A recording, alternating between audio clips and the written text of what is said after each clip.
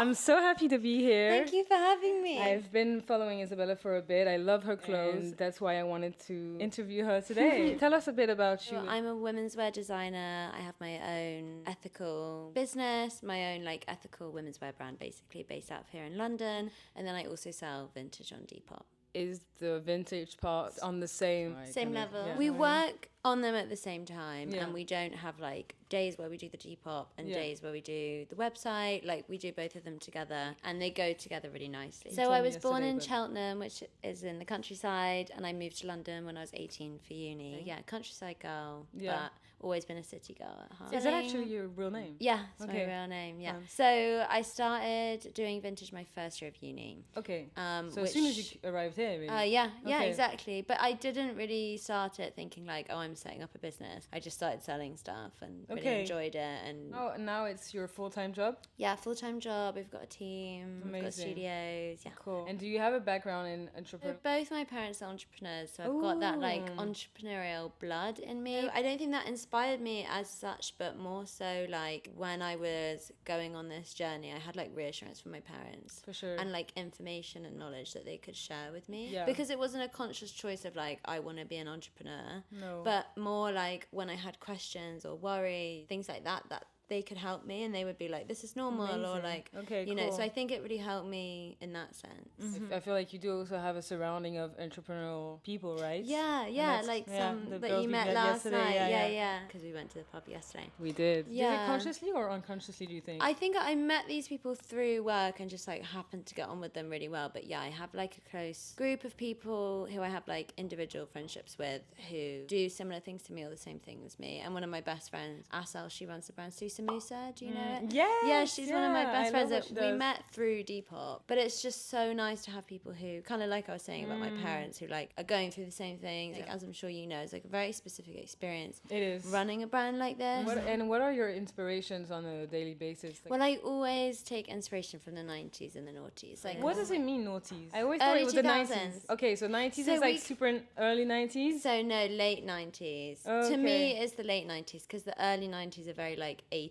Okay. And I'm more of like 90s. Like 97, 2004 is kind of That's super specific. Yeah, I am specific. So it always stayed like that? Yeah. Okay. Like working with vintage, I know the clothes so specifically from that era because that's what I sell. But it changes. Like, I'll go more through a 97 phase or a 2002 phase, but always within that range. So I always take inspiration from like TV shows and movies and like albums, like just pop culture from that era. Really. Was it always the inspiration, or did you like made it specific? Because I feel like sometimes you can start with an intention, like I'll start with an aesthetic, but then it changes so much. I like changing things all the time, and I think that it's not very convenient. And what I like about your brand, it kind of for running a brand, for your own style it's fine, but for running a brand it's so important, I feel like, to, you know, when you type Isabella Vrana, you know what you're gonna get, you know what I mean? And that's what I like about you. It's consistent, and it's been consistent. Well, consistency is a really key part of my brand. Like one of our best sellers, the Chloe trousers, is one of my first designs. Which you love them. And I've been doing those for like 5 years now. Wow. Yeah, and they've been a bestseller that whole time. It's crazy for a moment in time where everything is so micro. Yeah. To make such good basics that they stay for 5 years. I think it's because I keep it really simple. Like my pieces are not trend focused. Like even one of the L trousers that your sister bought yesterday. Like everyone was talking about like corp core and like that, and that was great that was trending, but like I'm not worried about when that trend goes away or people move on from it, because at the end of the day it's just a nice pair of trousers that you can wear to work, but you can also wear on a date or whatever. Even though sometimes my designs participate in those trends, they're not based on any trend. It's not a micro trend, the stuff that I'm putting out. It's true, it's never a micro trend. I mean, even we could say it's a micro trend, but really, well, first of all, on a business way, it could only just be like a shorter version of the Chloe in a way. Yeah, that's exactly so that doesn't, you know, it doesn't cost you too much, I guess, in that way, to change and make this new product, but also did you tell yourself, oh, is it a micro trend, or were you like, it's okay because they're like just a different version of what I've already produced? So with capris and with a lot of stuff that I design, I'm like, what am I missing in my wardrobe? Like, what do I find myself like searching for on Depop and like not being able to find? And a good pair of capris was one of those things. And last year I was like, capris are going to be huge this summer. And so I designed a pair and they did really well, but people were still apprehensive. And I was like, I'm holding out for next summer because I feel... Really? So this summer, I released them last summer and like they went down really, really well, but I was still getting comments being like, I could never wear capris, they're not flattering. So I thought, summer 2024,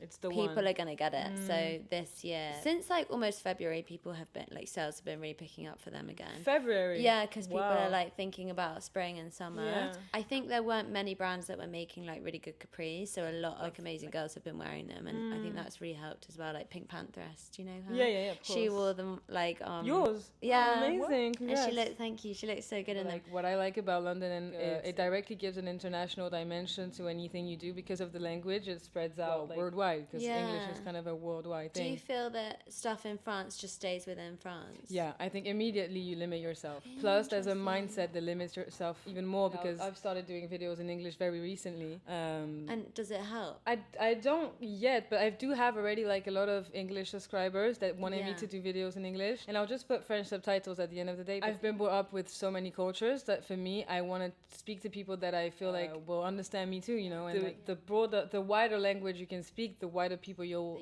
reach, right? Yeah. So true. So good for Pink Panther. Okay, amazing. And did she bring something then to... Yeah. Does that really help having people... it was great, and she wore a couple of my dresses on her album artwork, and I've worked with her stylist a lot. I feel really like lucky and happy about that. But she looks incredible, and I mean everyone looks incredible, and they do everything. I have to say, like, because my stuff is usually very stretchy, it just fits like so many different body types. But because of the fabric you use, and you know the cuts, and I mean the work in general, you also reach not like very big sizes, but you still reach a lot bigger sizes than usual, sustainable, ethical, affordable, because you're also affordable. Thank you. That's like, I know as a business, but it's hard. So you meet ethical, sustainable, affordable, and inclusive in a way. I mean, more inclusive at the end of the day than so many sustainable brands, because we know that's a cost. Did you always do so many sizes, or were you like, did it come slowly by slowly? We started with size 6 to 12 UK, which is like extra small to...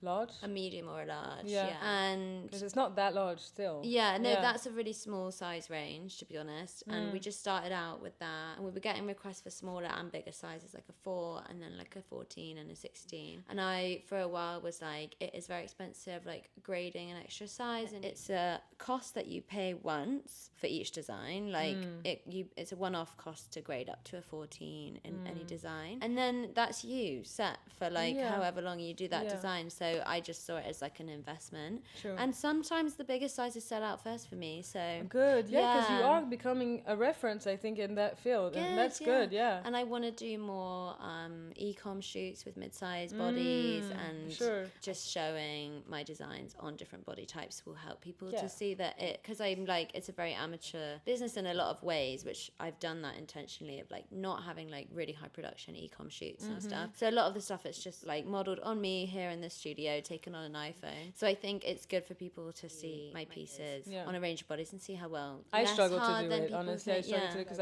I'm very limited on my... I only do with that stock.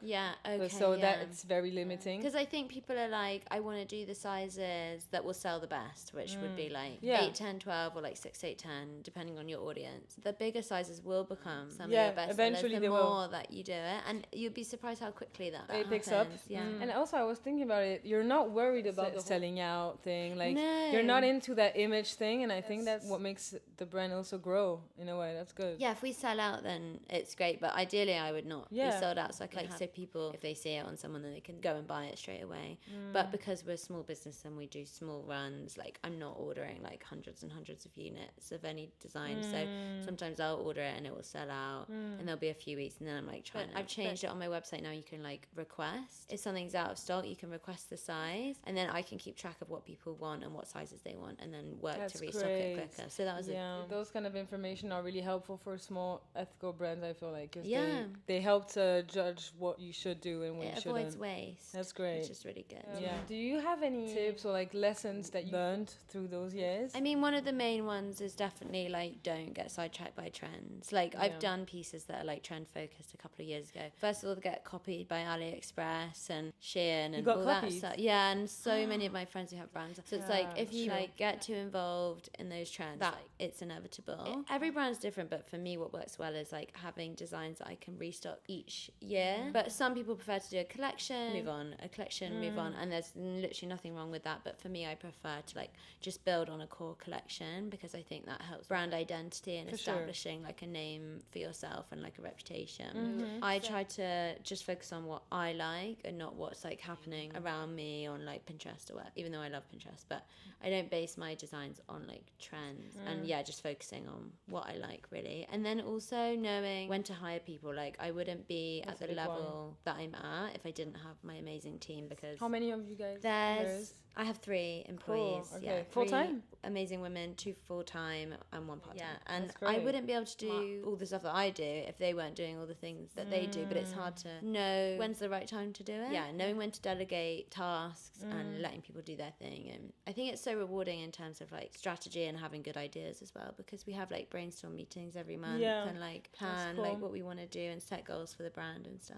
So okay, that's so cool. I wanted to keep it short, but I still have loads of questions, so who knows, one day we'll maybe do like an hour long How do you see yourself in like 5 years? Probably just doing this, honestly, like hopefully having a physical space would be amazing in London, like a shop that people could come to. Like you're visiting from Paris, like obviously you came shopping here, but like it would be nice to have a proper shop. But yeah, just doing what I'm doing. I'm more of a short-term goal person. I don't like spend too much time thinking about what I want to do in like 5 or 10 years, because if you asked me 5 years ago what I would be doing, I would not have guessed this. So you know, leaving room for the unexpected to happen, you know. Okay, so short term and keeping short it term, just well getting my head down doing this and amazing. Thank you so much. You. Bye-bye. Bye.